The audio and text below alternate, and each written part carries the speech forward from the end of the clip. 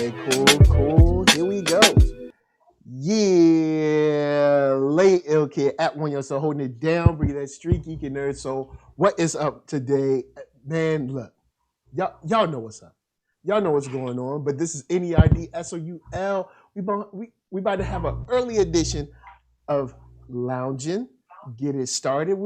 Look, presidential debates went on. I know y'all feeling good about them. Y'all like, man, whew, I'm excited. So I have brought two awesome people together. We're going to talk about it, chill, lay back a little bit, and regale you with tales of the wonders of last evening. Right here, you know him, you love him, crocodile hunter extraordinaire. That's right, Nate Miller. What's up? Oh, g'day, mate. That's not a knife. This is a knife. But yeah, like, no, all joking aside, there's some serious things that we have to talk about, but yes. I feel honored to be here with you guys so we can kind of share our ideas. What up? And in the bottom square, you know him, you love him. Not only was he known to be a Top Gun pilot, not only was he known to be the one and only person to ever catch a piranha barehanded, Solar Greye. Hey, how you guys doing out there? What's going on? I'm Solar Greye, the cinematic sorcerer. And man, thank you. Okay, I want to say thank you for having me on the show. Thank you for believing enough in the things I have to say to want to know what I have to say about what we saw last night. I want to thank you. Thank you very much. Well, let's get started. I'll throw it to Nate first. Nate. I don't think. Okay, well, I'll start. I think I got to make a quick adjustment here. I feel like we should start maybe on a positive if we can, and then. Okay. Well, it was in English. It was in English, and it was in high definition. Oh yeah. It was definitely streamed in HD. It was streamed live so that everyone had access to it. C-SPAN was a good choice. Okay, no commercials was also. Yes. C-SPAN been holding it down. I don't know if you guys saw the viewing numbers too, but the viewing ratings were actually crazy consistent for a debate. Normally there's a huge drop off after like the first 30 minutes, and you don't really see that this time. A lot of people watched all the way through. I think it was probably because of WWE fans. That might be. Yeah, because it was essentially just a long, childish shouting match. And to the credit of what there's overt and covert racism here for me. I'm not going to speak for anyone else, but two coverts, defense. He tried not to engage, but when you have overt over there, kind of like it's hard to not get sucked into it because it's like yo, shut up. Like he even told him to shut up one time. And the funniest thing was the moderator, like you could tell the moderator was like, man, I want to go home. Yeah. Chris Wallace. I would argue with that only because your statement implies that there was a moderator. I know there was somebody sitting in the chair. True. But a moderator, he was not. I mean, the jokes are funny and all, and I definitely agree that he could have done better. Like, it wasn't great moderation by any means, but you can only tell someone so many times, like, stop talking. Like, you can't go up there and cover his mouth. And people are like, oh, well, mute the mic. Like, the moderator doesn't have the mixing board in front of him. Like, he's not. I mean, technically they could set it up that way, but then you come into a whole nother issue. Yeah, no, that's not. You come into a whole other issue of someone saying, look, see, I was right. They're silencing me. So it's like, there's, you can't win. You know what I'm saying? Yeah. You can't win in this situation. I definitely think that Christopher Wallace could have done significantly better moderating. But to his credit, I do think that he tried his best, I guess. Yeah. He clearly has some bias, even though he is one of the moderately tolerable correspondence on Fox. And he has kind of called the president of the carpet before, but even then, like with kid gloves. So I didn't really expect too much from him. So from my low bar, he met that at least. Yeah. And see, I'm glad you I used think that even word. for people that, you know, are kind of like eating it up, I think even last night they were like, okay, like, come on. like, yo, man, are we actually going to talk, or like, this is just... Yeah, I mean, even for someone like Trump, like it was too much. Like his aggressive nature, it kind of served him in the 2016 debates because he was still like he was still had this outsider campaign that he was going for, and Yeah, like you're right. that's why he was kind of outside the system, like screw the regular debate decorum. But now he's been president for 4 years, so for him to come in and still like be so belligerent, and it's one thing even to be like aggressive and demeaning, but it's another thing to act like a literal child and literally just keep talking and interrupting and deflecting. And especially like it's one thing to watch him do it in a clip on CNN or like a viral tweet or like a rally you watch for 30 minutes, but to watch him do it for almost 2 hours, yeah, like it gets old fast. It didn't go well for him. And the thing is, as I'm watching, pretty much up until the end, I'm like, come on, Joe, like stand up, do something. He came across as weak to me the entire time, but by the end, because he was able to keep his resolve and keep his talking points and sound relatively composed, like the first 30 minutes where Trump was beating on him, it was like, yeah, okay, like holy crap. But then like that stuff gets old, you know? It's like, stop it. Yeah. You're saying nothing of consequence. So I think in the end, Biden made the right move. Well, yeah, Biden. In all honesty, go ahead. When I was looking at that debate, I had to keep two things in mind. Number one, there hasn't really been a debate that's been about the issues for decades. Most of it is theater. Most of it is very much theater. And this last, what is it? I was making hobo s'mores as far as like the garbage fire that this debate was last night, because what it did was met every single expectation that I had except one. And that was, I thought the vice president would be stammering a lot more. What I saw is that he has been practicing. He has been sitting with his right people in order to project a better image. And you're absolutely right. It seems like they came off as weak. Correspondents are calling it a rope-a-dope, where he just let Trump wear himself out. That's exactly the thought that I had at the end. I literally was thinking really like, oh, he just and I almost can kind of imagine there were like 2 times where Trump kind of just ran out. Like he just like he like tired himself out. Like he was just talking and was just like, all right, I guess I'll stop talking now. And I think it even helped, because like if someone is constantly attacking you and interrupting you while you're trying to say something that you're planning, like it's disorienting, but it's nowhere near as just like complete silence. Like, okay, just say what you have prepared. Like you're much more likely to have a loss of train of thought in that regard. So in a lot of spaces, he saved Biden, where like Biden would lose his train of thought and Trump, because there's a moment of silence, jumps in and starts talking, and Biden has like time to recover where he is and get back to his point. Yeah, because what I saw last night, Biden definitely showed that he's he needs to catch up, which is something that someone on Twitter, I wish I saved the tweet, I apologize, but they were talking about the average age of the 2 people that were on stage last night, the average age of of Congress, and the average age of Americans, and saying that we have to impose term limits. We have to because you can't have a Congress whose average age is 67, but the average American age is 37.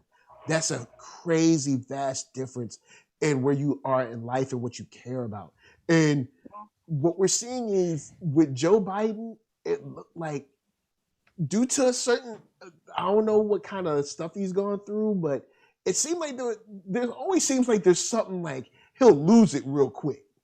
Like he'll be talking and he'll lose it in like, I understand. You know, I know the age. When you say lose it, do you mean train of thought, or like he like he'll just get lost in thought or something, and you'll be like, yo, JB, what you saying? And not saying that I even care about him, but just the fact that I'm watching this debate because, of course, I try to give people chances. I know they ain't worth nothing, but I'm like, you know what? Let me watch. Let's see what happens. Well, one of the things honestly, that I see, to JB's point, Mhm. JB actually did come out looking better just because he wasn't crazy. Yeah. Well, one of the things to the point that you're talking about is as you guys and a lot of people out there know, I spend a day a week with my mom, and my mom just turned 67 on Monday. And as a person gets older, they use well, every person kind of gets stuck in the time where they were most connected to the world. Okay. I'm 43 years old. And I do everything I can not to sound like I still live in 1998. Okay. So with that, even when I'm doing my live cast or when I'm in conversation with someone, I take a lot of pauses. I try and find the word that I think will resonate best with the person that I'm listening to. And Joe, especially after 47 years in that whacked out place that we call Washington, D.C., has had to do that every 10 years. I mean, we all remember the 8 years that Obama was in office, that the big joke was Obama has to have an apology and a better speech ready for whenever Joe Biden says anything. But now he's the dude in the spotlight. So he's taking a lot of stuff slower and he's trying to reduce a lot of the gaps. That's what I see when it seems like he gets lost. As far as the other person that was on stage, your boy DT? What I saw, yeah, that guy. What I saw in him was something that I see quite often, which is one of the things I expected. I expected Biden to be stammering more, and that didn't happen. But what I expected from the dude living on Pennsylvania Avenue was exactly what I got. The argumentation tactics of a liar and a cheat, in the sense of when a person doesn't have a whole lot to stand on, the number one thing they try and do is to silence the person who has a point. And the fact that he did everything he could not to let Biden finish a sentence showed me that he didn't have anything to say. You know, Biden kind of came. Yeah, I get you on that. You're right. Yeah. So, the fact that Biden was, what I saw last night was someone who was old school presidential with the, you're acting like a child. That's what you're doing. I have something to say. I got a plan and I know what people are going to listen to. So, okay, yeah, you're going off like a baby and you're being a baby. So, 200,000 your watch. Every time Trump was trying to out talk him. Oh, hold up. Solar. Hold up real quick. Your mic might be bouncing on your shirt or something. I don't know if it. Mine? Yeah, it might be. Okay. Sorry about cool. that. You're good. You're good. Yeah. So every time Trump tried to bring up something like Bigley and Bakery, Biden would be like, well, these are the numbers of people dead. These are the unemployment. This is the budget that I left you with when I left office. And all Trump could do was speak in hyperbole, much like somebody that you're in an argument with where you're like, you shouldn't have done what you did. Here's the tape. And then they try and come back with, well, you smell funny. That's really what it was last night. Yeah. Now, big shout to the chat. I'll get Mr. Nobi. I'll cover you in a second. Paul Mansfield said Biden had to achieve two things. He had his full mental faculties, which he did kind of okay with, and that Trump is more good. BS He sounded good. He stayed consistent, especially he did get him confused on the Green New Deal for a second, but I let that slide. You know what I'm saying? You fighting back and forth with somebody who's crazy. I understand. And then Mr. Nobody said, my biggest takeaway was Trump not condemning KKK and Trump making fun of people struggling with drugs. They didn't say anything about the KKK. They were talking about white supremacists. Well, yeah, they and were then talking about Biden mentioned the Proud Boys. So then the conversation was shifted in that direction. Yeah, so it leaves us, and the question of where does that leave us is it leaves us in exactly the same place that we were before the debate. Yeah. In Charlotte, he said there's good people on both sides. This pretty much changes nothing. Some things that I took away that I thought were interesting that I put up on Facebook was like when he said, "I am the Democratic Party." The way he said that, Joe, was like he was Judge Dredd up in that piece. He was like, See, I disagree. Joe was like, "I am the Democratic Party." I was like, "Oh, excuse me." I didn't get that from him. I really did. You are the man now. Oh, excuse me. Well, I kind of got that too. I don't know if I would say dread, but it definitely like as a leftist who definitely would have preferred Bernie. That one kind of stung. Well, he was speaking to you, Nate. To say that as someone who doesn't reflect the majority values that his party holds. I don't know. Well, I mean, let's I get where a lot of that stuff has come. Can I on that one? Go ahead. I get where there's a lot of emotional stuff on that one, but I watched the debate twice because I'm not much of a masochist. And when he said, "I am the Democratic Party," he also followed it up with, "As far as what's on this stage," and he is the presidential nominee in the presidential debate. So for the intents and purposes of being on that stage, yeah, he is the Democratic Party in the same way that Trump is the Republican Party. And the moderator was supposed to be the undecided, it's not like, and again, I am way more leftist than a lot of people are comfortable with. I don't talk politics a lot because my thoughts are way out there. Okay. But just to qualify myself, because we're just meeting, I think Bernie Sanders is too far right. I mean, that's how leftist I am. But there's still, we probably agree on a lot of things. Even Bernie is not like my ideal candidate at all. Oh God, no. As much as it is with the options that we were given, I prefer I would even take Warren, and I'm not crazy about Warren over Biden. I get what you're saying, but that's all that Biden, I meant. But yeah, okay, because I'm like, since we got Biden, for all intents and purposes, in those debates, he is the Democratic Party. Just like a week from today, he's wrong. Harris is going to be that one. So and then I mean, don't get me wrong. He was, if he was slurring and all that stuff, like I get the Judge Dredd thing, like, "I am the Democratic Party. You can't arrest me. I am the law." The problem is so much of like his success in this is just due to like the bar being so low. Like basically it's go up there and don't look like you're falling asleep and don't stutter and have like complete thoughts. And like, all right, you're good, Joe. Like that, and like, this kind of echoes his whole campaign, right? His campaign is not vote for Joe Biden. His campaign is vote Trump out, which I mean, I don't disagree with. That's definitely the winning strategy. We need to get Trump out, but that still is not like, it doesn't make me feel good. And like, again, it's like the analogy of the rope-a-dope is great because like this is almost like a huge Pro Bowl title match, right? That we've been waiting like all year with this election running up to this, especially since they're happening so late. And now it's like if you bought a ticket to go see Malcolm X, or I'm sorry, to go see Muhammad Ali versus like Mike Tyson, right? And like Mike Tyson's swinging at him and he like and Muhammad Ali never punches back and he's just dodging. Like, sure, he would still win the fight because he would tire him out, but for the first like 3 rounds I'd be like, what the hell, I want my refund. Like, this is the guy that we brought to the fight.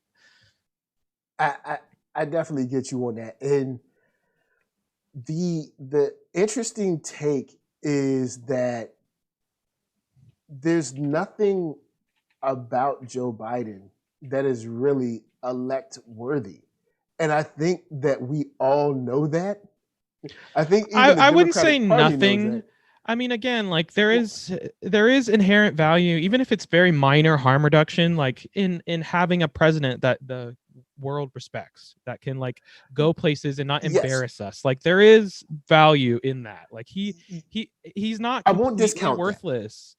Yeah, I won't discount that. But as someone, because you're supposed to vote your issues. That's what they tell us all the time. Get out there and vote your issues. as a black man in America, there is nothing that Joe Biden has done that has made me say, woohoo, not once at all. And actually, this is the perfect time for him to cash in and do something special. But as we see, technically, Joe Biden isn't really a leftist. He's pretty much kind of like Obama, a centrist that leans left at times. Similar to the system we have now that is two parties, which is really messed up because technically we have four parties masquerading as two. But we do need a third option because we don't have options. We don't have a choice. One or the other is an ultimatum. It's not a choice. So now we're stuck. We're saddled with the guy that we have, which, I mean, hey, guess it is what it is. You know, what can you do? He's here now. And honestly, he's a symptom of America. So America's getting what America deserves. Or you get Biden, who is the softer touch of covert racism, which has already said, hey, I'm going to give the cops more money. I ain't defunding nothing. And when he was speaking about race and violence in our cities, which I hated as far as the titling, because when you hear the term race and violence or the phrase race and violence in our cities, you think, oh, snap, citizens are just being so racist that cities are on fire. No, what's going on is police violence and brutality towards Black people has gone so far and become so frequent that now people have started to push back and protest. That's what's going on. It's not race and violence in our cities. You don't just go to a city and just see people outside fighting and duking it out in the alley.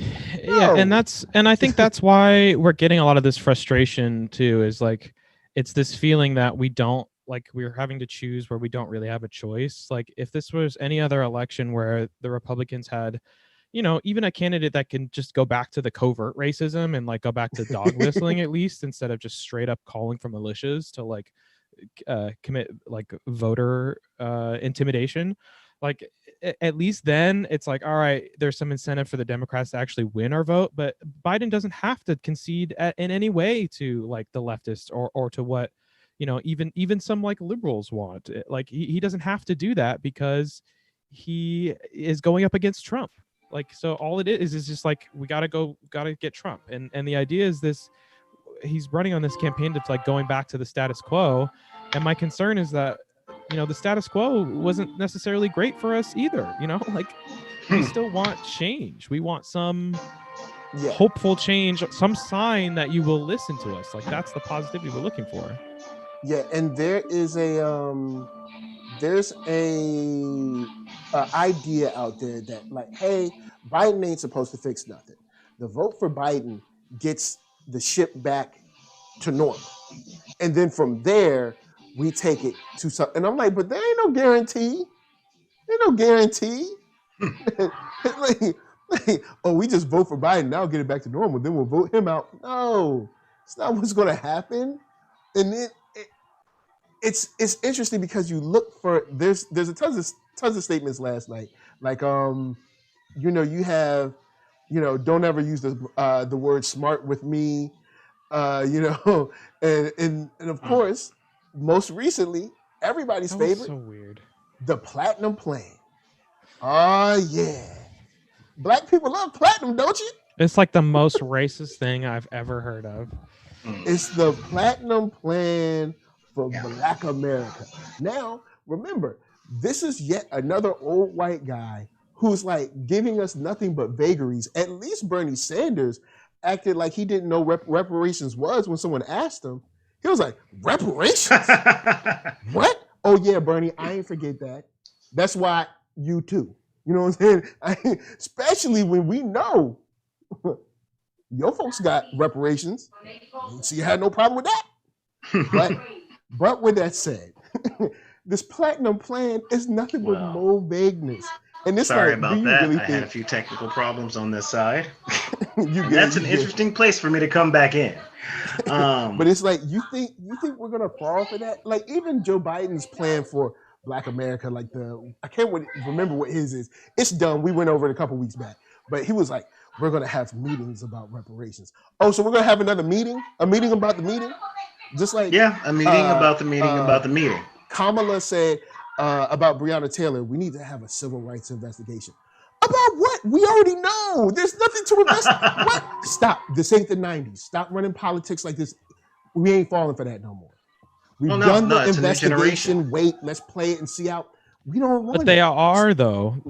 I mean, like, you can say that as much as you want, but until the people and the workers actually unite and, you know, cause a general strike or something to actually cause change, the system will continue because there's enough people who think that there's nothing we can do. Might as well just go along with it. That's the way that's why we have this political theater. Well, honestly, I think what's going on now is the huge deal about there's a lot of like black media and a lot of black people tweeting on Black Twitter like, look, I'm gonna go vote my local stuff. Well, I'm just saying the energy is out there. I'm gonna go vote my local stuff. I'm not voting for presidents. So much so that now NBC has been writing articles about it. CNN has wrote articles about it. Where's the black support? Where's the black male support? But we still ABC need to vote. has written articles about it. So the energy is out there where people and it's pointed in the incorrect direction. Yeah, but what I'm saying is the energy is out there where it's like, well, let the system collapse on itself because we're not being heard with the whole tangibles thing, which I'm not totally against. So we need to vote. Think the energy Please register to vote.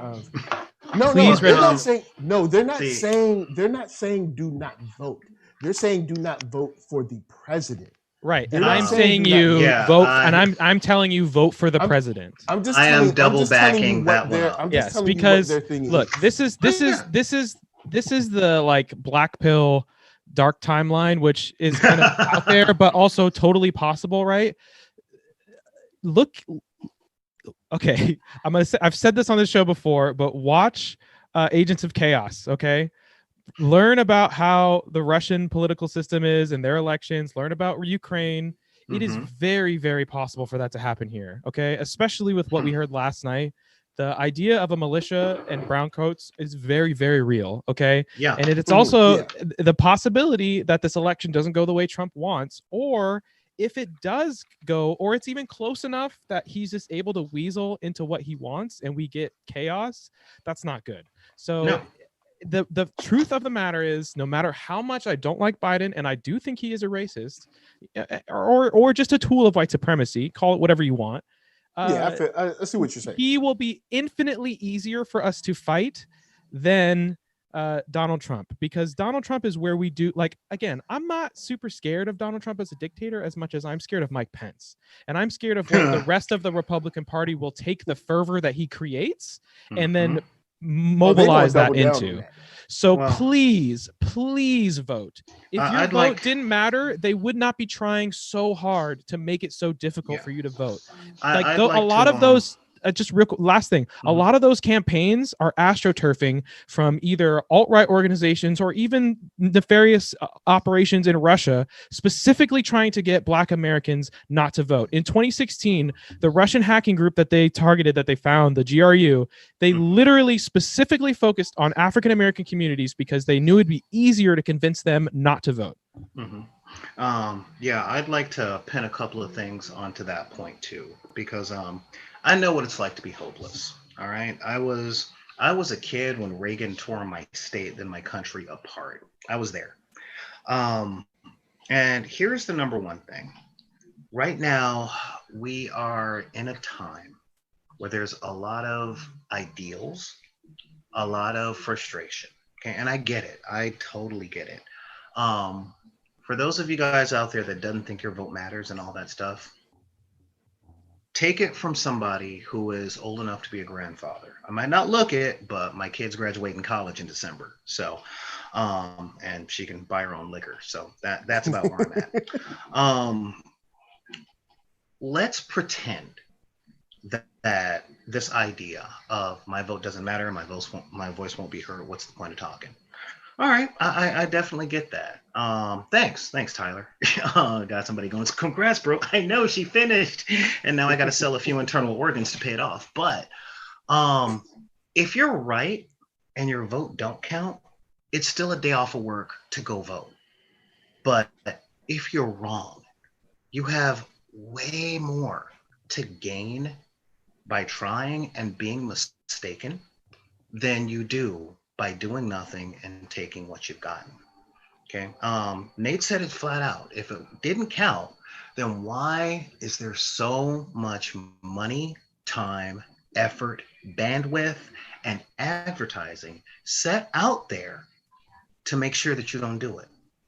Okay. As I said earlier before I had my technical difficulty, power doesn't yell, power doesn't scream. Okay. Anybody that's trying to stop you from saying what you got to say is afraid of the truth that's coming out of your mouth. And that is, a standard. I think it was Bill Burr that was talking about when he wins the argument with his wife, he stays on point and he's like, this is the point, this is the whole thing. And when she's winning, she stays on point. But as soon as she doesn't have anything else to say, it's like, that's why you'll die alone.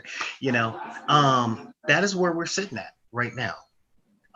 If you get out there and you vote for president and all the way down ticket, you would be surprised at how much of a difference that makes. We saw it in, was it 2018 with the Alabama vote when all the black women showed up and turned the state?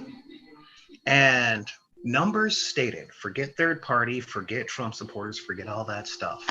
40% of registered voters didn't show up in 2016. They didn't show. And if they do show and they vote against the garbage fire, and that's all, if they just show up and vote against the garbage fire, the choice that we're really looking at is, I like to look at it like our country is on fire. Okay. Now, do we vote to put the fire out? Do we not vote because we want a better house?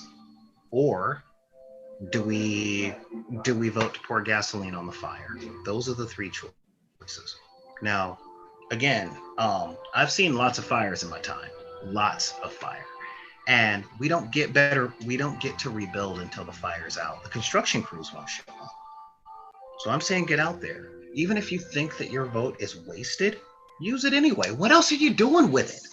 It's not like you can, you sitting at home, you want it's not like you could say, well, I didn't vote in 2012, I didn't vote in 2016, I didn't vote in 2020, so 2024 I get 4 votes. Yeah, no, that ain't the way it works.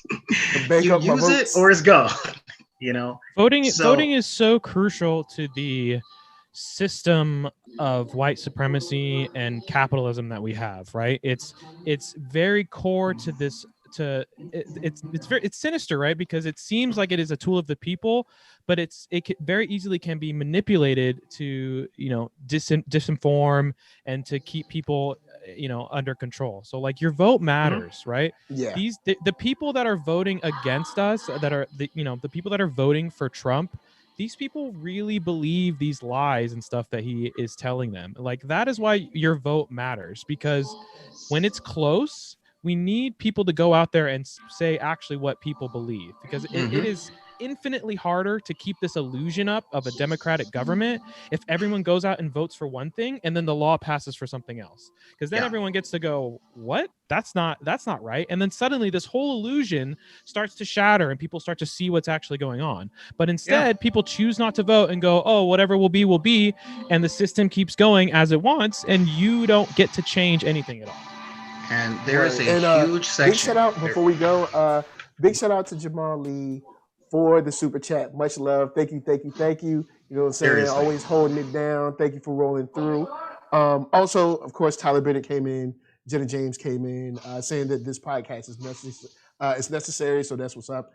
But go ahead, Solar. Sorry. Yeah. And here's the thing. A lot of the things that we're going at right now have always been a generational fight. Okay. It's always been, as it goes all the way back to Socrates and Plato and the Greeks with kids these days. And you might not think your vote count. I'm serious. The people that believe in this work your butt off to buy a house in your 20s system, they're just as old as the presidential candidates. It's up to millennials, which would be my younger siblings, and Z, you youngsters out there that are just getting out there. your grandparents are the ones making the rules. Okay, your grandmama, your granddaddy, or your racist uncle and aunt. You know, I have a very vast family, but my grandmother passes the paper bag test by leaps and bounds. All right, she is 87 to 89 years old. She's Wesley Snipes Black, and she's an avid Trump supporter. I got to get out there and vote just to shut her up. You know, but that's the way it cancel goes that vote out. because- Gotta block it like Mutombo, like yeah, go for the- seriously. Because the people, I get the frustration of wanting to watch the whole thing crumble. But if you're a person of color, a woman, LGBTQ plus, neurodivergent, physically disabled, when all the system crumbles, it's going to fall on you first. You know, as a Black person who has lived through a lot of legislation, I can let you know that as much as I'm not a believer in a lot of Killer Mike's sayings, he is true in saying it hurts us first and worst. And I'll give you that. you know, so the number one thing we got to do is at least Like, counteract I see all where he's going with on that one, you know. but I'm just saying. go ahead. Nate might the be whole- going on my mind. Black capitalism is a whole nother discussion for a whole No, nother I'm not episode, talking about black but, like, capitalism. I'm just right, saying whenever there's legislation passed, all the negative effects fall on people of color, women, LGBTQ, the disabled, and the fiscally disenfranchised before it lands on anybody else. Yeah, The people that are pushing those decisions are the people who are in their 60s and 70s who ain't got nothing to do but watch CSI reruns and vote. It's cold. You know, that's it. Yeah, am I lying? There is this energy around the amount of voting that could be done this time around, because of course many places are doing mail-in voting. You know what I'm saying? Of course, we heard a lot of talk last night about mail-in voting from your boy DT. But one thing that I think could be interesting this time around is that with voting being so easy this time around, meaning that it comes to your house, you ain't even got to go nowhere. I'm wondering if we'll see the I guess, participation double, maybe even triple. You know what I'm saying? Due to, because I do think, we're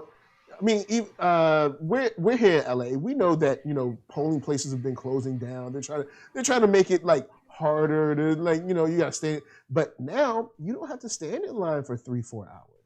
You know what I'm saying? Now it's just, come to your house, cool, fill it out, boom, throw it back in the mail. So will this, hopefully, I'm hoping that it'll make voting spike, and because I'm one of those people that believe if I can pay my taxes to IRS online, if I can change my registration and everything online, if I can deal with any formal government situation online, from birth certificate to whatever, I should be able to vote on paying court fees online. You can do any of that online. You should be able to vote online, and this is probably the closest to voting online that we already, besides having to go there and show up. I'm hoping that we see a spike in voting in general, and hopefully a more well-intentioned and purposeful vote.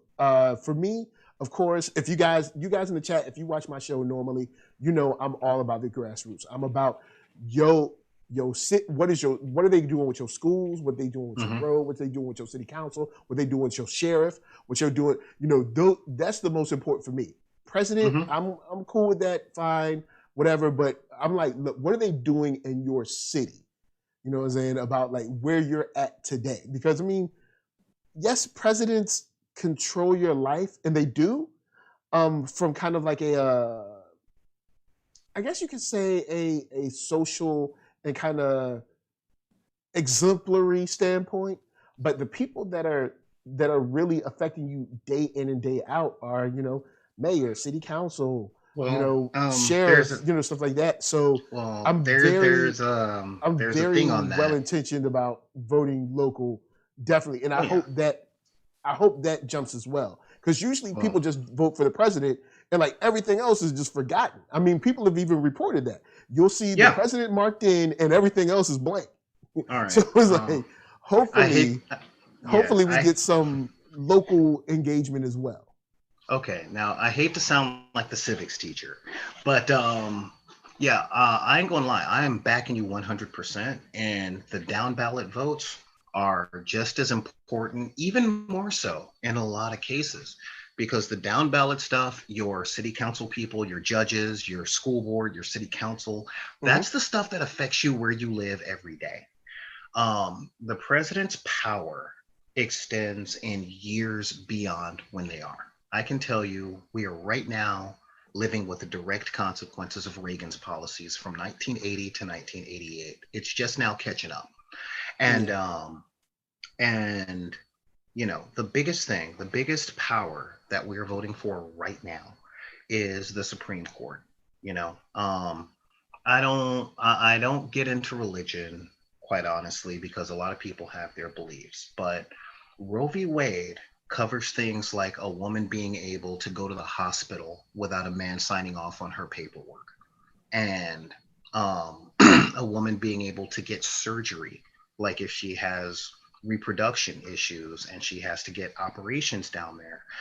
Before Roe v. Wade, she had to get a man to sign off on whether or not she got permission to have that surgery. And, the notorious RBG passed the laws in the Supreme Court that allowed yo mama to have a bank account without your father needing a cosign in 1974.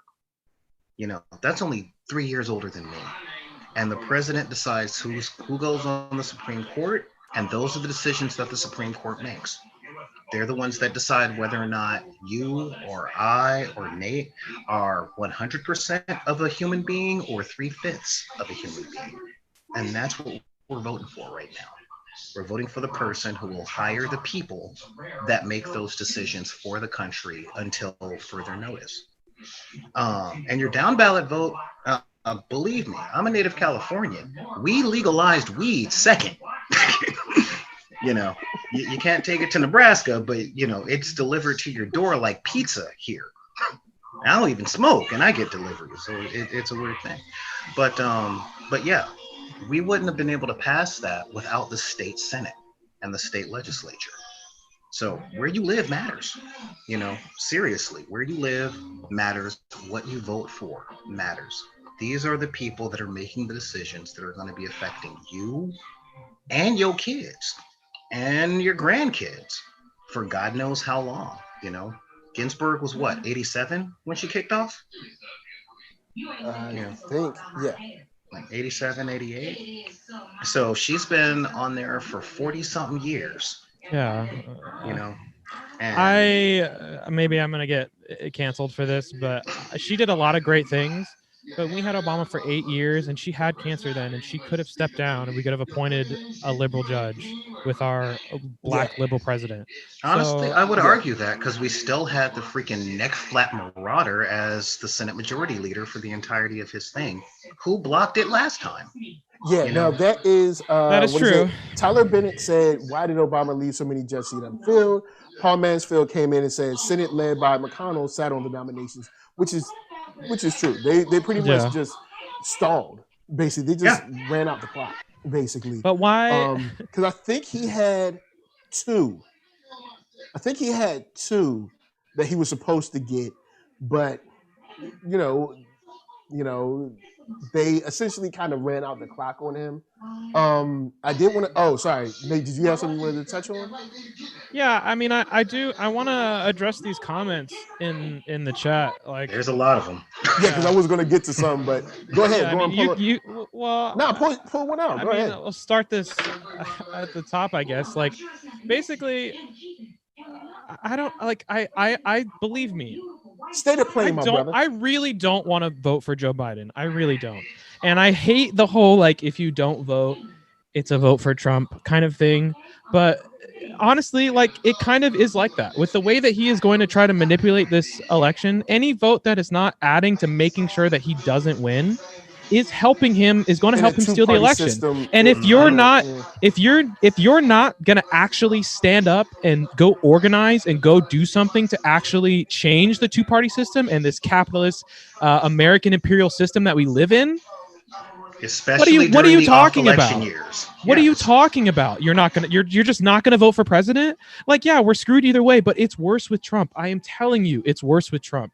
Yeah. And with Hot that water, said- boiling Oh, water burn he heals is- a lot better than straight up fire. He is And- empowering the white supremacists and the alt-right like we have never seen in this country. Yes, and I wanted to go on that, but go ahead, go ahead.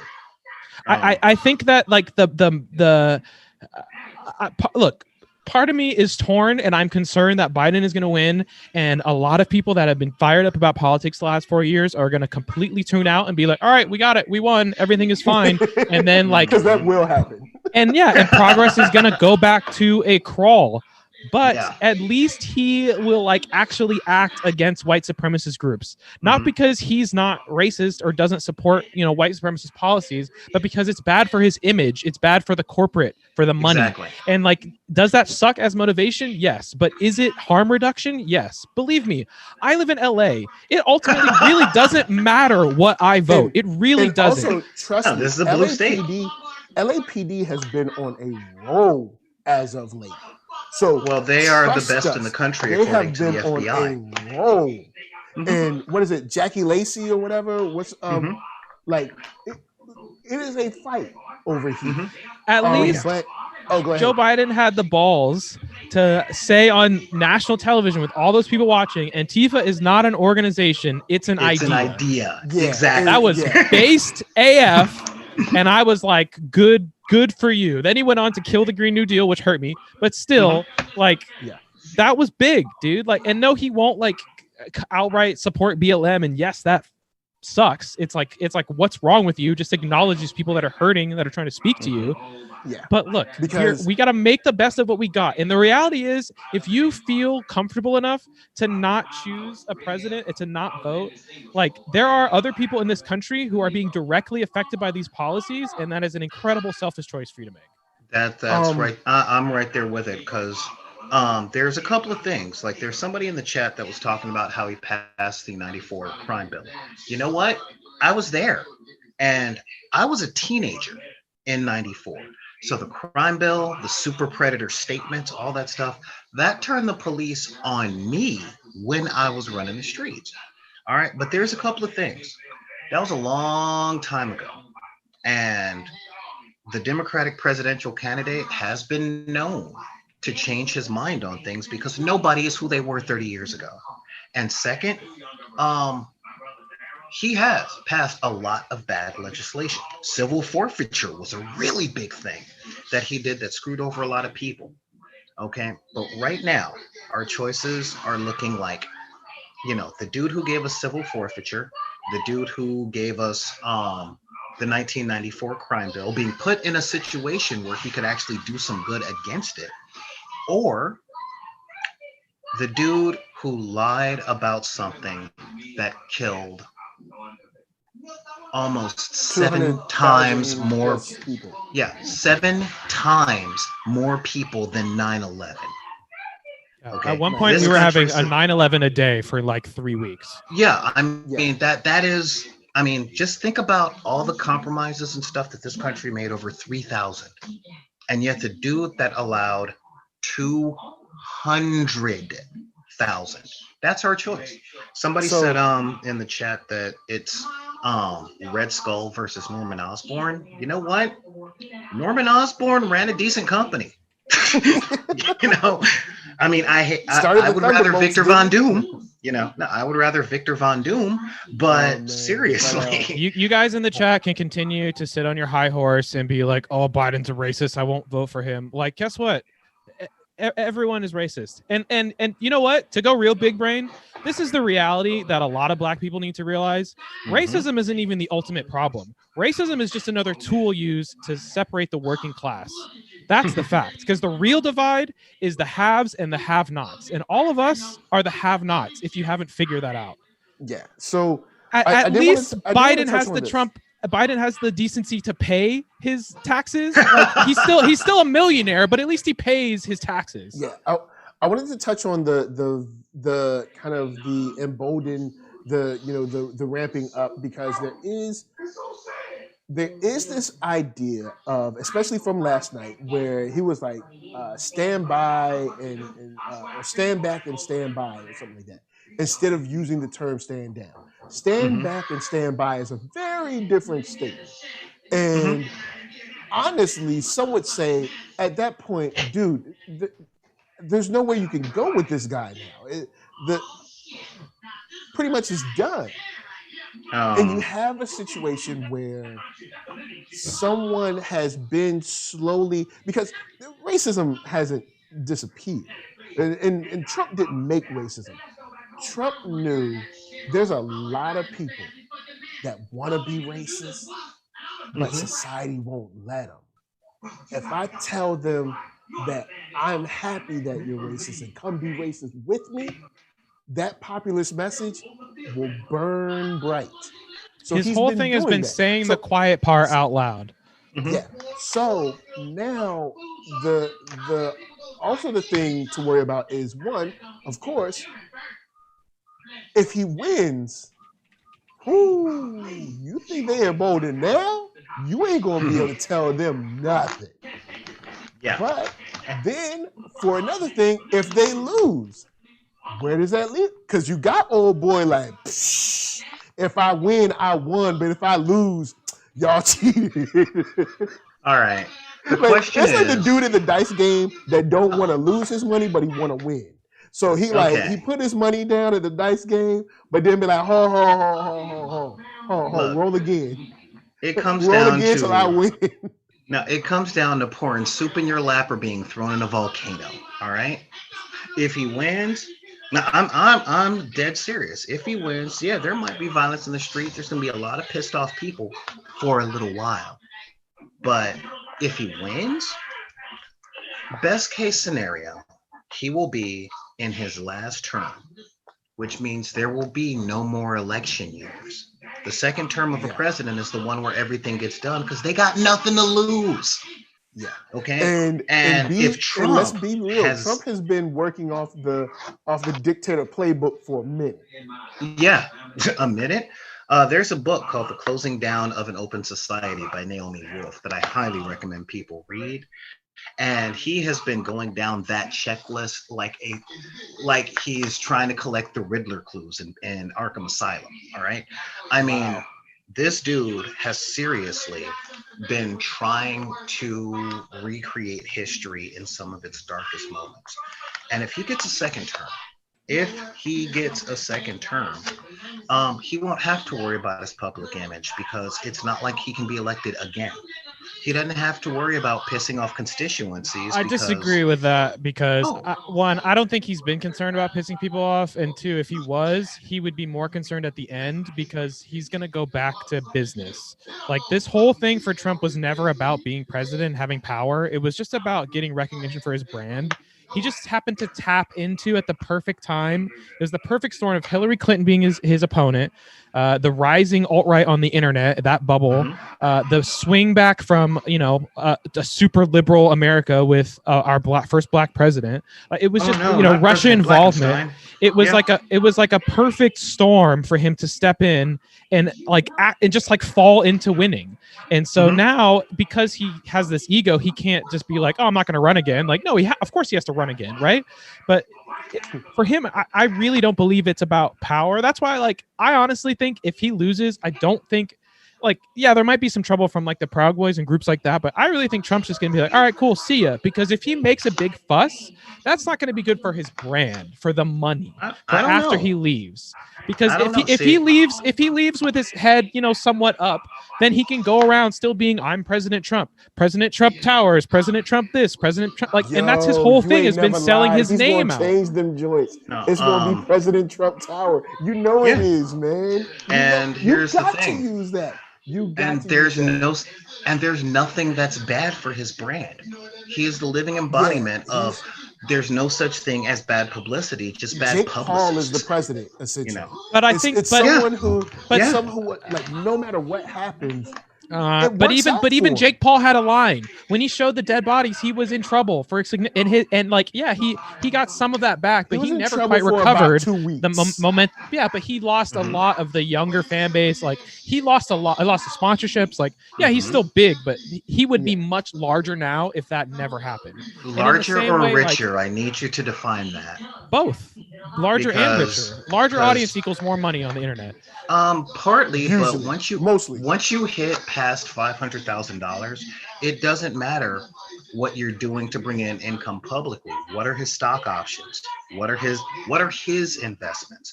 More to the point, what companies has he been propping up and giving profit to for the past 4 years?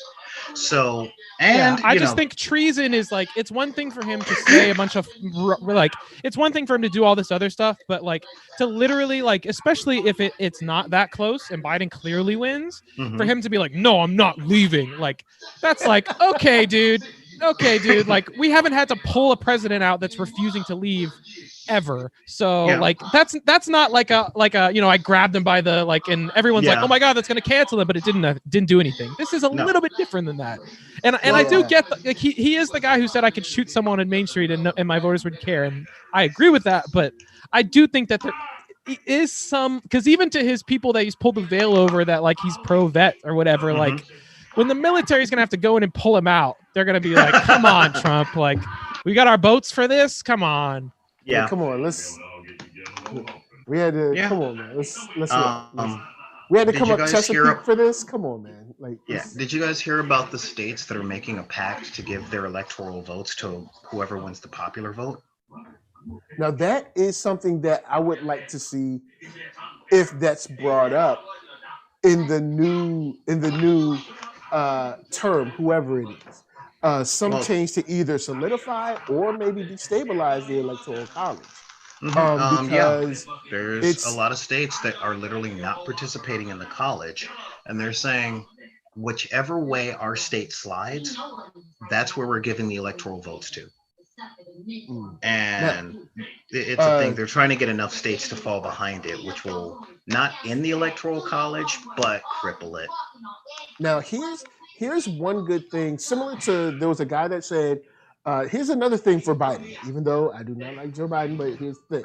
All right, one was the person said we're not electing Joe Biden. We're just electing to put things back to normal, so it's not crazy no more. And then from there we can move on to greener pastures.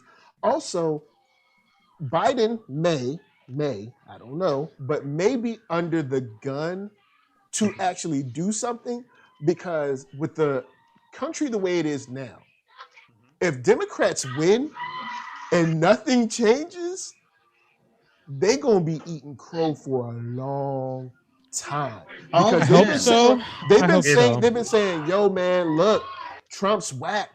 He did all this. Just vote us. We gonna fix it. And if you vote for them and they don't fix it, or they don't even Well, attempt to fix it, But that it's depends on gonna your be definition bad for of the fix it. Democratic Party Because in general. like And that fix it like give us the things that we're asking for. They're not saying they're gonna do that.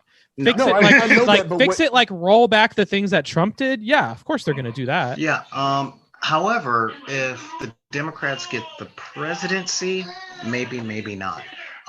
The most important election that we're looking at right now is for the House. You know, it's for the legislative branch. We have to keep the House. We have to keep the Senate, because if we get we got to those get two the Senate. things, But yeah, we have to get the Senate and keep the House. Once we have those things, then president is icing on the cake. But let's face it, Trump is a clown, where Pence and McConnell are demons. I mean, turtle-looking reptilian demons.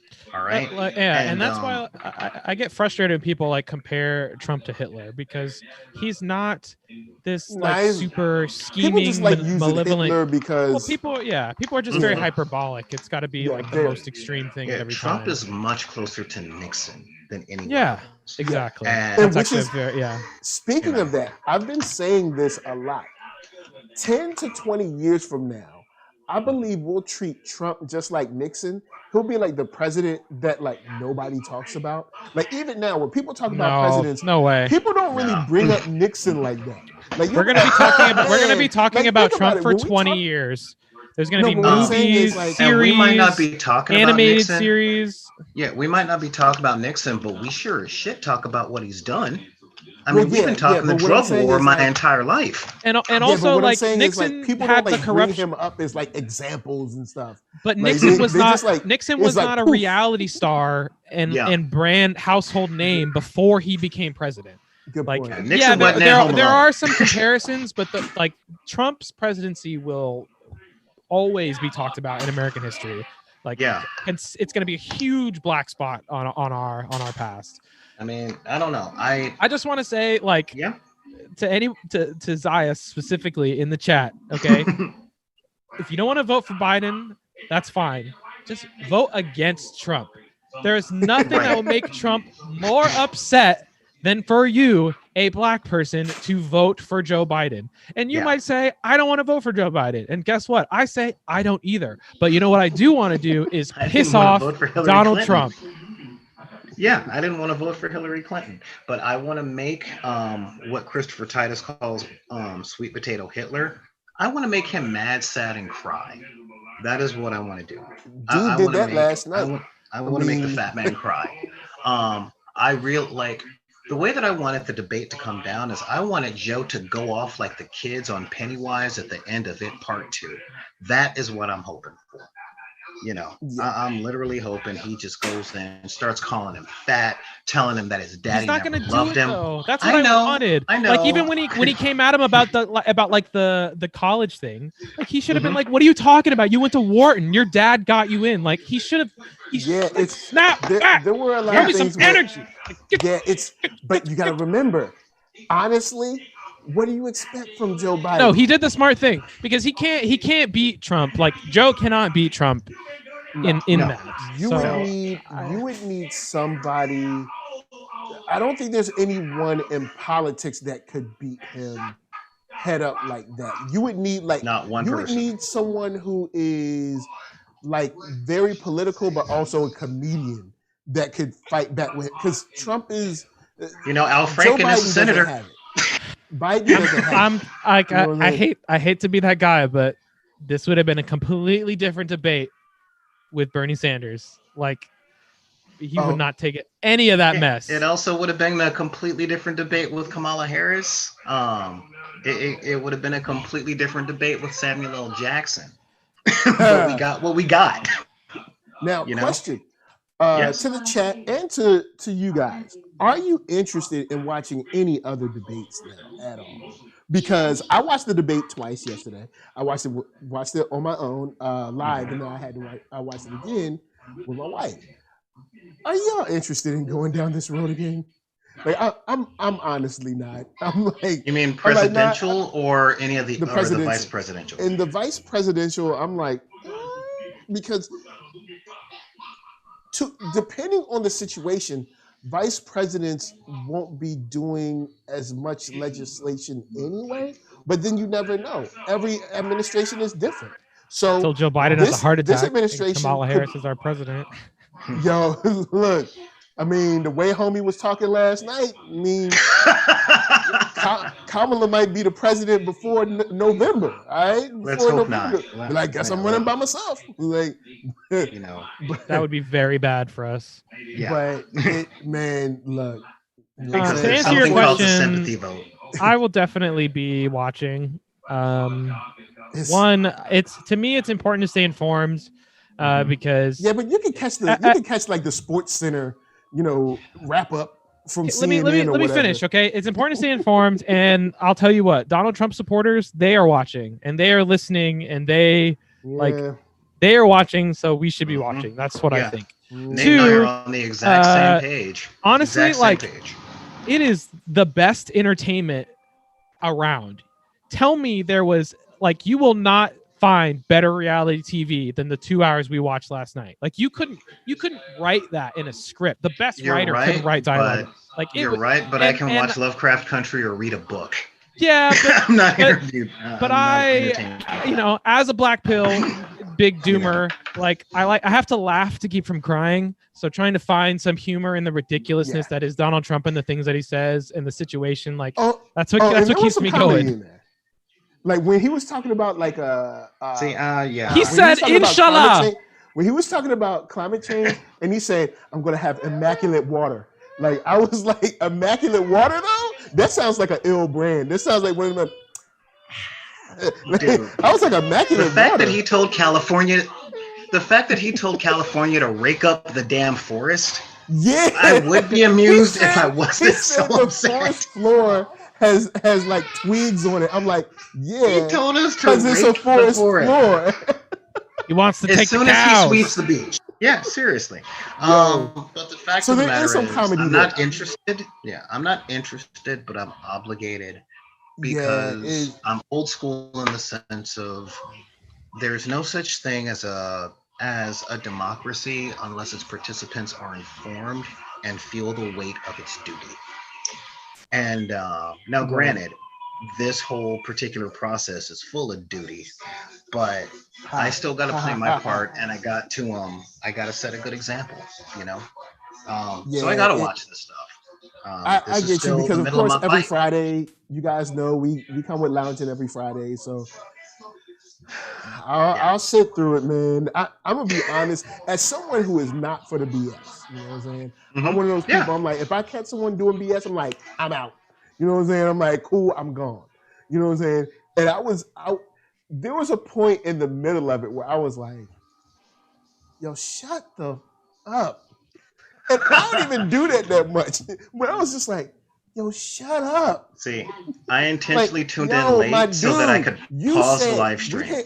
Because I'm one of those people that would have been like, hold on, Mr. Trump, before we did this, we said we was going to have 2-minute segments, right? He'd be like, right. And you said you would do this segment and then shut up while he did his 2-minute segment, right? He'd be like, right. I'd be like, well, could you please shut the up so he can talk? He's not going to do that. He's the president. No, there was a YouTuber that said, correspondent NERDSoul has gone crazy. Donald Trump is going crazy on C-SPAN. No, there's a YouTuber that said a woman should have been the moderator because women know how to deal with 2-year-olds. You know, and I'm like, yeah, you know what? There should have been a mom on set going, all right, no, we ain't doing this right now. I will turn this debate around. And I will waste all this sponsored money. I will turn off this camera. See if I don't. There's also a meme out there saying that the next moderator should be Sam Jackson, and I'm down for that. You know, I'm just saying. Joe Biden said inshallah. He did? Yeah, you didn't hear it? No. Hold up. Yeah. He did? You watched it twice and you didn't hear it? I watched it twice and I did not hear that part. Wow. Inshallah from JB? Mr. I'm gonna give cops more money, JB? Really? I know. Mr. Middle East policy. Yeah. Look, man, this is what we got. You know, like it's gonna be a long, slow process. But if you went to any of the, like for me, what really gave me hope was going to the protests and seeing that there's people out there that get it, they want better. And of course, they're all young people, so they don't have any influence yet. We got to wait for the old people to die, but it will happen eventually. Well, see, I would argue that. I would say the young people got to show up. Yeah, I would say that the young people just got to show up at the polls. I disagree. Well, yes, you know? but young people are showing up. Like young people showed up at the protest was majority young people. Yeah, of course there was a lot of older people, but the majority of it was young people. So, and a lot of them too young to even vote. But the reality is, most of our politics is run by people that are older than us. So even if we do vote, like look at our options for president now. Like they're both like ancient relics. Like we don't have an option. It's and then also remember, guys, if you guys right. are watching, the options do suck. But if the people show up consistent,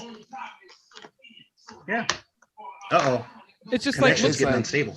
Looking at like AOC and like Ilhan Omar and like that gives me hope, but of time that it takes for the party to actually swing in that direction and for them to actually start filling out and having influence, like it's gonna. Yeah, That's because gonna you be a saw few Nancy. years. Nancy ain't feeling them like that. That's why I was like, you Hey, could clearly welcome see to in the welcome Republican to and adulthood, Democratic man.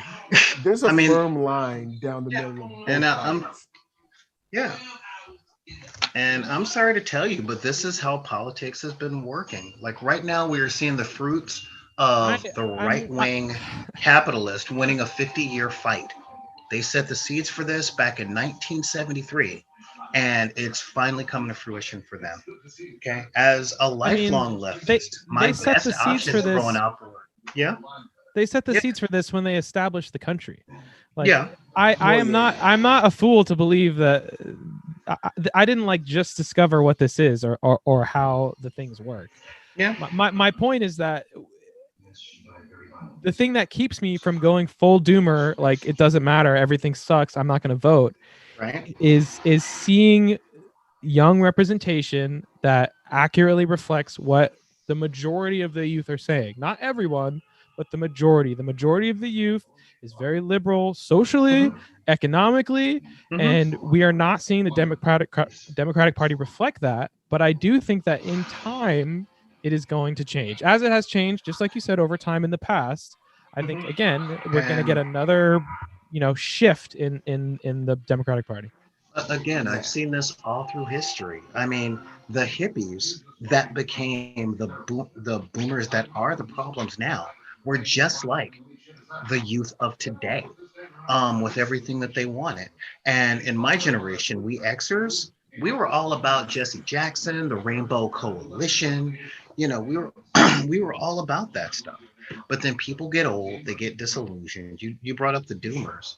The boomers are nothing but the doomers that were hippies first, and then they realized that with money you could buy things, and that was the only way to make people listen to you. So people change over time.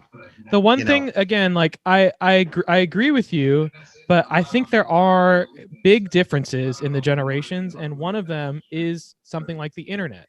When I have discussions with my parents and other people I have relationships that are older than me, and I talk about politics, the first thing everybody always says is like how radical I am. And what I say to them is, right. and what I say to them is that's because I was raised in an age of where, yes, part of me, I got the public education, American propaganda stuff, right?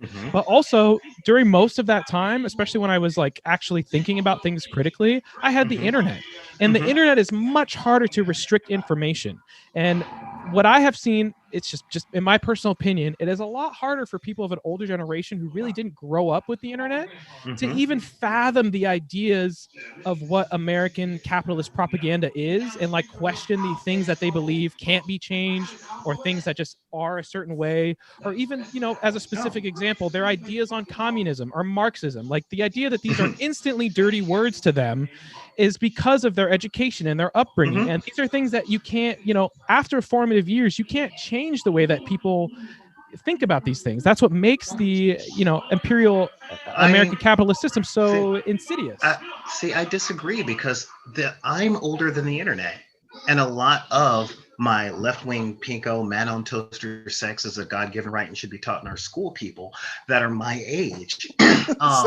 We had the exact same stuff. We did the research, we did the reading. As people get older, they start seeing things more clearly, and it becomes easier for them to justify anything that they see. Now, I'm with you. The hardest people to break the brainwashing of are the people that don't know they're brainwashed. The internet is my favorite invention since the condom. It really is. It has done more to change the way that the world looks at itself than it ever has been. Oh boy! But it's done a lot of harm, though. It's also a tool. It's another tool that people have used to manipulate. It also creates these echo chambers. Like part of the reason that we are in this situation we are in now is because of these echo chambers that the internet has created. And like in some regard, like yes, as a leftist in my own leftist echo chamber, yeah, I like it because it tells me things that I like. But it also there's a complete parallel on the other side of the line of someone who's being completely radicalized through this tunnel of lies. And they don't even see the other things. Yes. Yeah, and that is, but there's something that comes down with time. Okay. Again, when I was young and I was passionate, um, you live in LA. You remember when I believe it was Prop 18 came down where they were trying to close the border back in '93. There was just as much mobilization and hate and all that stuff in regards to the immigration thing because we live in a border state. Um, but the big thing is, as much as I hate to sound like a freaking after school special, decisions are made by those who show up. And the more people see with the internet, with the press, with their own life experiences, um, the more they start to think and see more stuff. More people are stuck in their Trump trap because they are worn down and beaten out by the lives that they have to live. That's just what it is. If you're in rural America, you've worked yourself to death and you still broke. If you're in the cities, you've worked yourself to death, you're broke and you're 20. And if you're most other places, you're either losing the house that you worked so far for, you haven't gotten raises forever. It's easy to try and externalize the blame for all that stuff. Yes, there is a younger generation that's down for critical thinking, but that's not just because they have the internet, but it's because they have the energy to do the critical thinking. I'm not saying 20 somethings ain't tired, but what I am saying is that the exhaustion that a lot of people feel in their 20s in regards to the world that we're living around, being close to my mid 40s, I've been feeling this tired for a long time. And I've been on the front of racial injustice and protests and fighting skinheads and trying to change people's minds. And I'm tired. And I'm still out there in the fight. But My you point can't is, write off. Yeah. my point is not you can't. necessarily that there haven't been leftists in the past, as much as I think it's not a it's a change in the more general thinking of the general population. That's what I'm referring to. And I like, yes, there has always been, alternative movements, and there have been people standing up and exercising their voice. But to say that it has been to the like, we have never in our history had the amount of people showing up for protests that we had this year for the George Floyd thing. Like, especially not concurrently, being shared on social media. And even honestly, the most telling thing is this kind of collective, like, oh shit moment that the country had of like white people and white passing people being like, oh wow, the country is racist, and having to have this discussion. Like, that alone tells me that there is a shift happening. And I'm not saying that like this is all built off the backs of like, you guys protesting in the 90s. Like, it's the path that built there. But what I'm saying is more people are being open to being radicalized now than ever before. Even something like memes, right? The format of memes, this is something that's going to be studied very intensely in the next like 25 years, because they kind of like creeped into like this thing of jokes and this subculture and stuff, but also the way that you can use memes to radicalize people and spread information. And like, there's a lot about our culture that has evolved. Yeah, that has evolved and changed. And so that's why I like, yes, there are some Zoomers that are on the Trump train and they're totally disillusioned, but a lot of them that I see, they see through the BS very quick. When you grow up with an iPhone in your hand, playing free games in middle school, and you're getting the apps and you learn how to get around the apps, like you start to see the world in a certain way. And look, I'm call me a ageist person, but I feel like a lot of old people use this excuse of like, well, you haven't had the experience I have, and I'm tired and all this stuff and blah blah blah blah blah. The truth of the matter is, if everybody stood up and said the system is effed, we're not going to work today, we're going to stop until stuff changed, then stuff would change. And I don't think that's going to happen, but I think that we are getting closer to something like that happening. And see, I'm with you on that. Yeah, I'm with you on that. And I believe that that is the best case scenario. But as ageist as this makes me sound, I remember when I had that level of passion, and that level of passion has a tendency, and I'm not saying it does every time, but it has a tendency to make one focus on what they would like to happen at the cost of truly understanding what is currently happening. I had a conversation just today with somebody that didn't feel good about having to vote for Biden. and a whole lot of passionate people just jump down their throats. And I'm like, look, I get it. I get the idea that for our entire lives, we were told about our individuality and how our choices are our choices and how our choices represent who we are. But the other part that we weren't taught was to weigh them against what we have to choose from. And there is a big thing out there on all sides because we have the internet, which gives us all an instantaneous voice, that people are so loud about how they think they should be or how they think things should be, and so loud about how they're angry that things aren't. But there's not nearly as much discussion about how do we navigate what is right now to get to the places that we want to go, you know. And that is where I'm coming from with the life experience thing, you know. Yeah. That's all. It's a matter of that perspective that allows one to see the whole board and to weigh what is versus what should be, because the only way to build the world that should be is to accept what is so that we can know what to change properly, you know. But if you don't accept that your transmission's out and you keep changing a tire, your car ain't gonna work. You know. Yeah. But you Yeah. gotta accept what things are right now. Fight. I don't know if I would say accept as much as I would say acknowledge. I say accept. I don't. Accept does not mean condone. Yeah. It means to recognize what not it to play is the and to not semantics deny game, it. but Yeah, it means to see what things are for what they are and to not deny them and to not discount them. That is all. So to accept that, yeah, the system is broken. Our presidential candidates, like last election was between, what did South Park say, a shit sandwich and a douche and a shit sandwich, and now it's between a garbage turd fire, sandwich. yeah, a turd sandwich, and you know, and now it's between a garbage fire and a band-aid. And that's what we got right now, you know.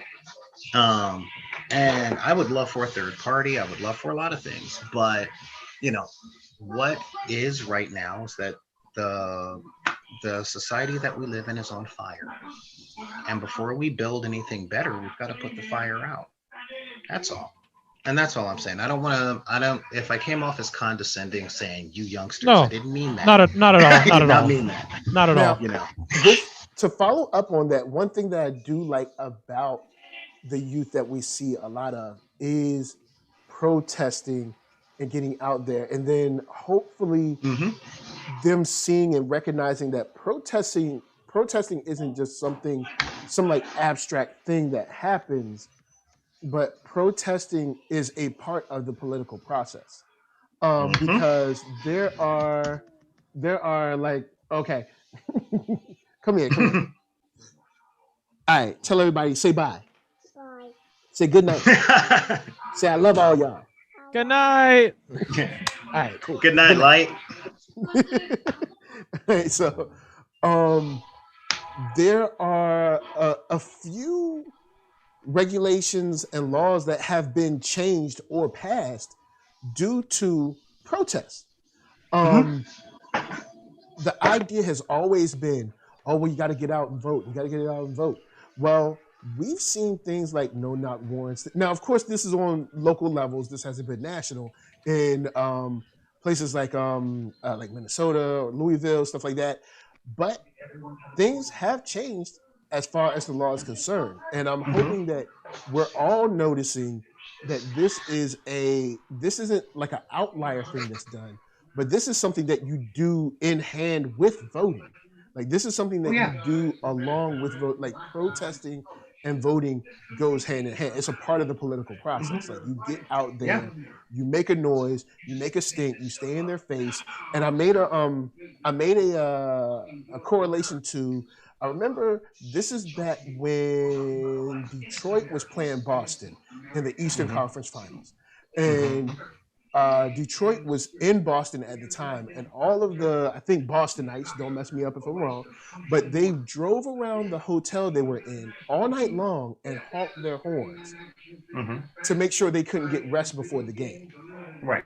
If we could take the energy that we have behind sports And we can Oh, apply man. that.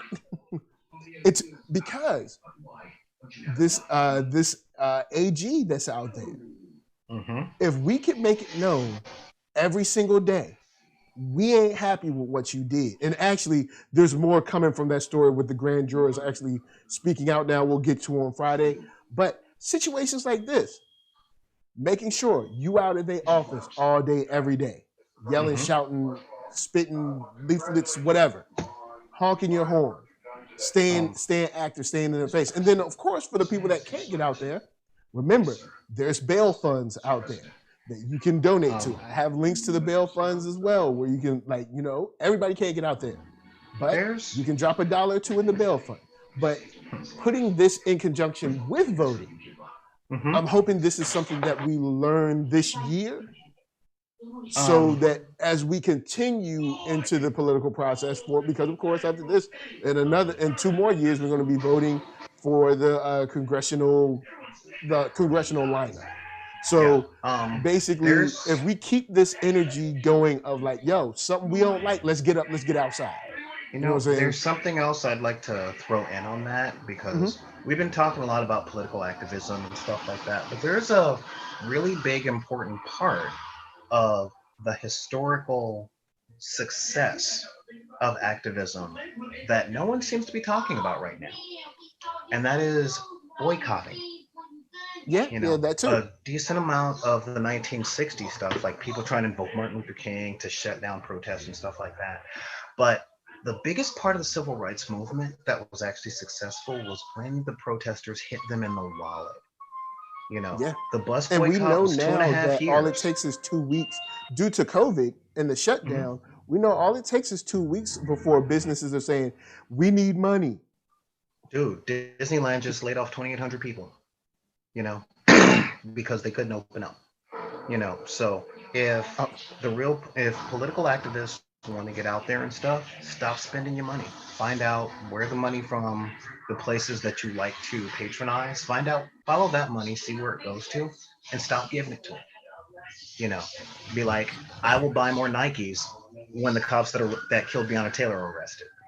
So I mean, we saw that with the NBA, where they set out for, I believe it was those 2 games or 2 nights in a row, where they were like, look, this is what we want from the owners. This is what we want from the league. We know y'all don't specifically write laws, but we know y'all mix and mingle with the people that do. Yeah.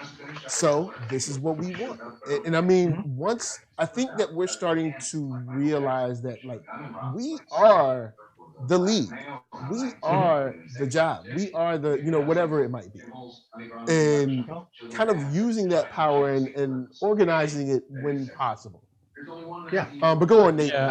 You look like you were pregnant with thought. I just wanted to say that, like, I do think it's very important to, you know, vote with your wallet, as they say, and be like conscious with where you spend your money. But I also want to say that with the caveat that, like, when you live in a capitalist system that we live in, where we have monopolies and duopolies in certain, like, environments, there are situations where people cannot afford the alternative, which may not be a Trump supporter, and, like, don't, you know, put yourself at harm. The reality is we still have to survive in this system in some way, and there's a lot of low income people. Like it's like the eating healthy thing, right? Like, it's easy for people to say, oh, we'll just eat healthy, but in general, eating healthier is much more expensive than just eating fast food and eating junk food, right? Yeah. So in the same way, your boy's been trying. It is. In the same way, it's important to vote with your wallet and be, you know, hold yourself accountable, you know, when you can afford to, but also, like, remember that we didn't ask for this system. This is a system we're forced to survive in. I ain't telling nobody to starve. We didn't land on Plymouth Rock. What I am saying is taking the bus boycott as an example. Those men and women walk to work in the morning, getting their butts kicked by the police for 2 years. You know, they couldn't afford the medical bills, God knows, but they still had to do the work. I mean, all this stuff is going to be hard. It's really hard because the system is set up against anybody who doesn't have, who isn't already winning it. You know, that's just how it goes. You know, I tell people all the time I can't identify with Batman because I'm not old money, so I'm not going to be the Cape Crusader guy, But at the same time, um, there's a lot of ways that I can do what I can do. Like, um, even like right now, I do a lot of stuff with hardware. I do everything I can to not be a regular customer of Home Depot. I would love to just boycott Home Depot entirely. Um, and with the whole, Walmart versus Target thing, and they're both crap. And I buy a lot of stuff from bodegas all the time, and I realize I'm sacrificing quality like you would not believe. But but yeah, I mean, nobody is given this end of the slippery slope argument of, you know, vote with your wallet or die trying, or, protest or die trying. You know, I'm just trying to put out there that there were many, many steps, very difficult steps and hard steps taken to affect any positive improvements in the history of this country. You know, like back on the voting thing, there were people who had guns shoved in their mouths just for wanting to show up and vote. you know. So if they were willing to take a bullet, I gotta be willing to wake up and walk 3 blocks. That's all I'm saying. And if the people at the bus boycotts and at the Woolworths doing the sit-ins, and God forbid Bloody Sunday where the police started all the violence, you know, they were willing to do what it took up to a certain point, because very few of the protesters were like, you know what, I'm willing to die for this today. Every single day of the protest, they took days off. They rotated. Um, but we do have to be willing to take as many of those steps. There's no silver bullet, because every time we try and put our eggs in the basket of one thing to cause improvement, that's the only thing that gets countered with propaganda, with more money, sometimes with hate, and most of the time with apathy. So that's all I'm putting out there. I'm just trying to give a larger perspective. That's all. So, my question to both of you guys: we've exercised a few demons. Do you feel hopeful at all due to the fallout of the journalistic conversations or the social conversations that you've seen online at all, or maybe have personally from the debate? Yeah, from the debate. I don't know. I mean, I still feel pretty positive. It is still very up in the air. Like I'm and by no means gonna like call it for Biden. I still think it's very close, but I do think that the overall this. I mean, honestly, like it's just like we said at the start, like it's just political theater. At this point, most people have decided. Every time I've seen a clip of like undecided voters talking about it, like it's clear that they've already made up their mind. So I don't know. Like this didn't make me any more optimistic or negative than before. But the fact that Biden didn't completely flub it, and that even some of Trump supporters think that he went a little too far, I think worked in his favor. We'll see how this translates into the next debate. But I don't know. It definitely could have gone worse. So I'll give him that. Yeah, like I think your boy JB could have I'm not worse. more hopeful. Mm-hmm. I do. Oh, he absolutely could have. I do guess that last night was a good thing, because there are some people that are either right-ish or straight up far right leaning, that were like, all right, well, last night it was bad, and it was definitely one person's fault. And it was our guy's fault. It was like so. I did see some of that, because I mean, I guess this is one of those things where we're trying to reveal who this person is, even though they've already done it. But I guess you need a night like last night for the hardcore supporters to be like, "Oh yeah, he is kind of an a-hole, huh?" And it's like, yeah, we've been telling you that. But to one of the comments in the chat earlier is that we'll be dealing with the Oh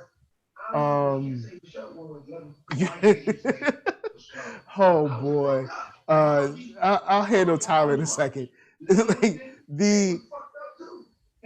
I wonder if we'll see a sort of a battle of inches of people who have started to maybe turn a little bit on, all right, last night did show me something that I did not expect. I expected more of a actual conversation back and forth or a debate back and forth.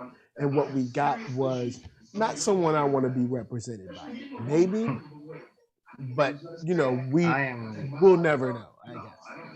I am no more or less hopeful. I am literally no more or less hopeful than I was before the debate yesterday.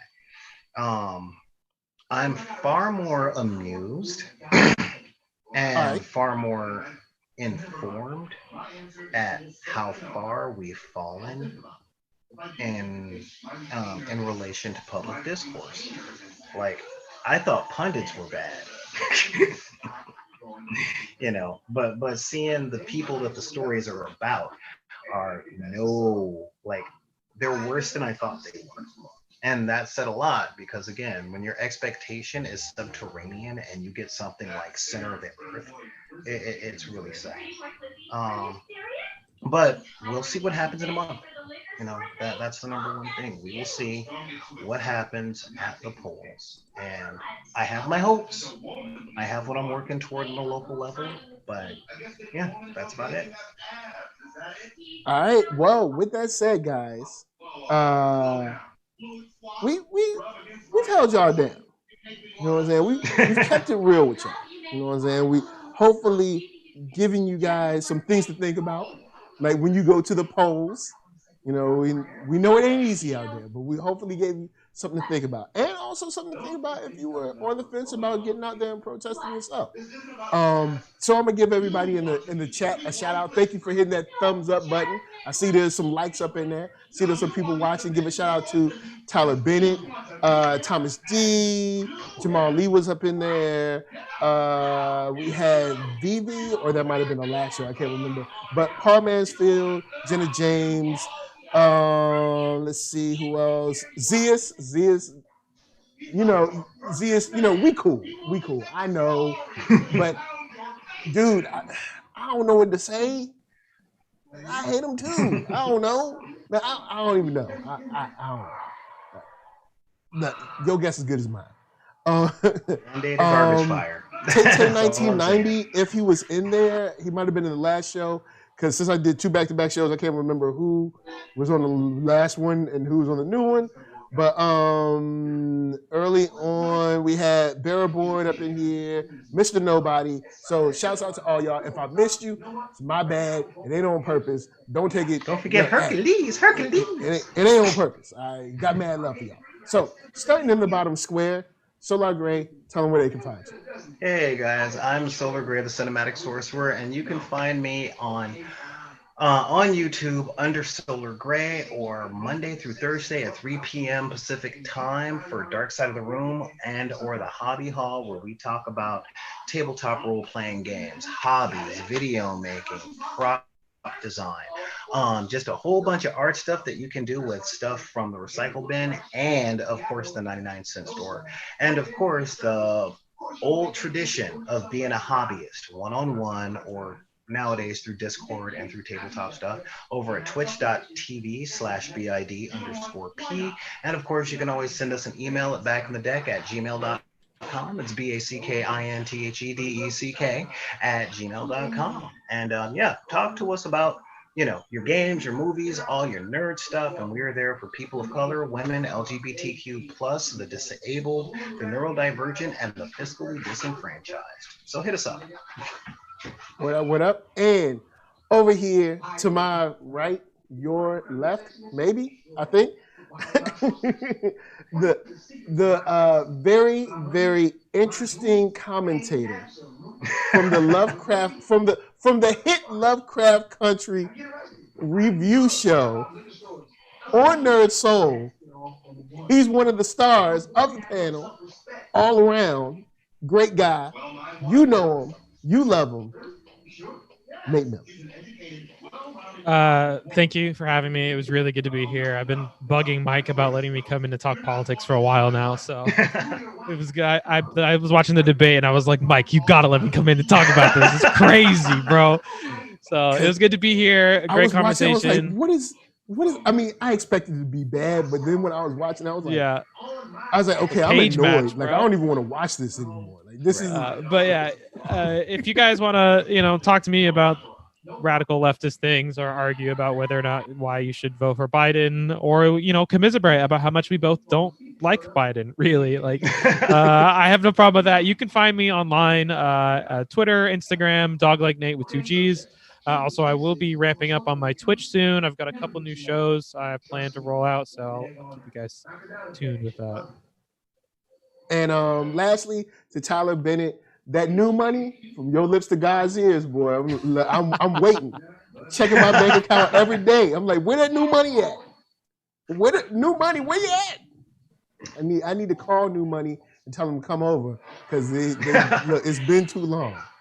I can't wait till I get rich. And the finger on the monkey paw curls. Be like a like a Knocking rebel on wood billionaire. for you. Of course, guys, NERD, SOUL, Facebook, Instagram, Twitter, all in places. YouTube is the hub. Hit a thumbs up if you like what you see. Hit a thumbs down if you don't. But if you don't, and you hit that thumbs down, DT gonna come and just yell at you for an hour and a half, and you ain't gonna be able to stop it. Right? He's gonna be yelling, no matter what it is. You ain't even gonna know what you're talking about. You're gonna be talking about one thing, and then you're gonna be talking about climate change, and he's gonna be talking about raking up the forest. Like, you don't even know where he's going. But we know it's going to be the greatest conversation ever. It's going to be the best one. It's going to get all the ratings. The best conversation, the greatest voice is like, it's just mad adjectives and vagueness. but podcast, if you want to listen, Spotify for that music. We're going to leave y'all with Arcatron, of course, ARCKATRON. Much love to everybody that came through. You know what I'm saying? Look, hey, y'all stay real, man, because I expect to see y'all on Friday. We're going to be back. Y'all stay safe, because, of course, with statements like last night from your boy DT, like I said, if you have protection, do everything to keep that protection with you legally, you know what I'm saying? And look, because people acting stupid, and I would rather you have to go to court than us have to look at your high school picture on the news because we got to go to your repast. You know what I'm saying? So I'm just saying, I'm just keeping it real. So with that said, leaving y'all with Arcatron. From us to y'all, we're just saying peace. And a woo for you. Give him a woo. Give him a woo. That's right. Wu-Tang is for the children. That's right. All right, we out. Peace. Oh, man.